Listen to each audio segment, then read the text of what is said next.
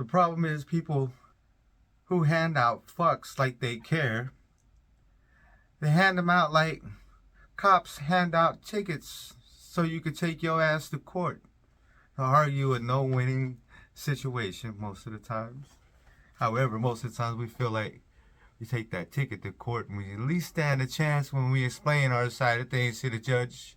Hopefully he's not going to see the same thing like the cop does, right? I hope not. I once heard an artist say that when a person has no problems of mind, automatically invents some type of fucking problems. Especially when they're from a certain class of people. And they consider their life problems to be the end of the world when they're just really side effects of the stupid shit that they're dealing with and put themselves through for no given reason, because they don't have anything else more worthy in life to worry about than the nonsense that they find themselves worried about. When we're young, everything is new and exciting and everything seems to matter so much. Therefore, we give tons of fucks about everything and everyone, and about the people, and what about people think about us and what people say about us. We give a fuck. But as we get older, with the benefit of the experience, we begin to notice that most of these sorts of things have little lasting impact on our lives. Those people whose opinions we care so much for and desired and went out of our way to get noticed from, those people whose opinions we cared about so much before are no longer present in our lives.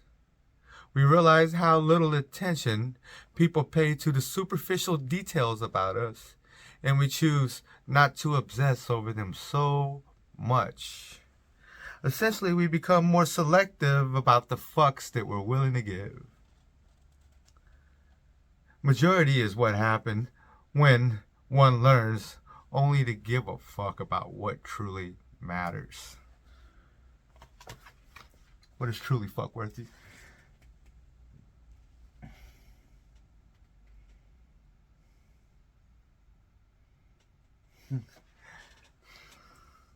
The child who grew up ignorant of routine cruelties of the human existence. They need the disappointment panda in their fucking life. A superhero that someone invented, he calls him the disappointment panda.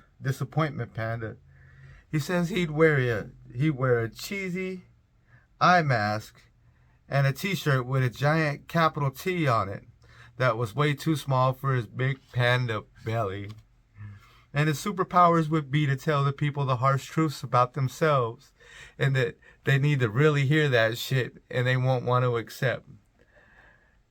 He would go door to door like a Bible salesman and ring their doorbells and say things like, sure, making a lot of money makes you feel good, but it won't make your kids love you.